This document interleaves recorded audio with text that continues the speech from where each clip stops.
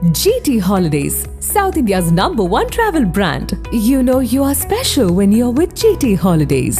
பழைய நகையை கொடுத்து வைட் 11 மந்த்ஸ்ல அதே எடைக்கு புது நகையை எடுத்துக்கோங்க. எக்ஸ்ட்ராவா ₹1 தர வேண்டாம். Magic old gold exchange. Salem மாவட்டம் வாழப்பாடியை அடுத்த கருமந்துறையில் அமைந்துள்ளது கிராங்காடு கிராமம்.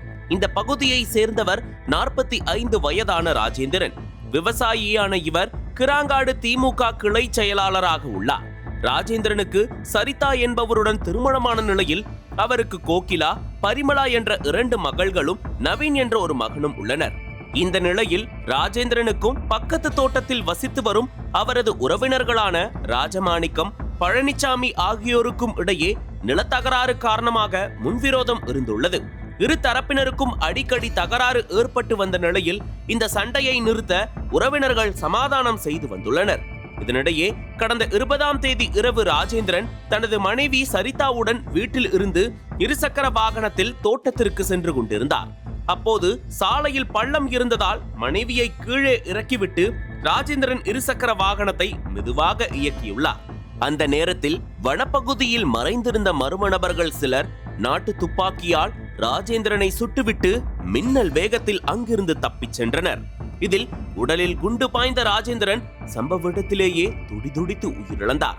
தன் கண்முன்னே கணவர் கொல்லப்பட்டதை பார்த்த மனைவி சரிதா அந்த இடத்திலேயே அலறி துடித்தார். இவருடைய சத்தம் கேட்டு ஓடி வந்த அக்கம் பக்கத்தினர் போலீசாருக்கு தகவல் தெரிவித்தனர்.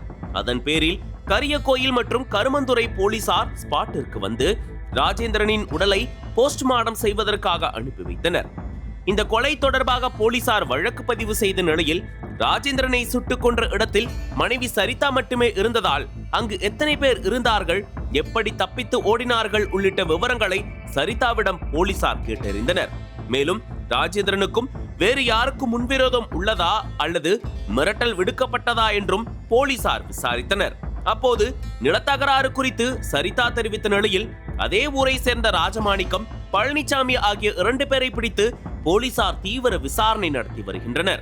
மேலும் கொலை குற்றவாளிகளை பிடிக்க 3 தனிப்படைகள் அமைக்கப்பட்ட நிலையில் கைரேகை நிபுணர்கள் வரவழைக்கப்பட்டு அப்பகுதியில் உள்ள தடயங்கள் சேகரிக்கப்பட்டன. ஆளுங்கட்சி திமுக பிரமுகர் ஒருவர் நாட்டு துப்பாக்கியால் சுட்டு கொலை செய்யப்பட்ட சம்பவம் சேலத்தில் பரபரப்பை ஏற்படுத்தியுள்ளது.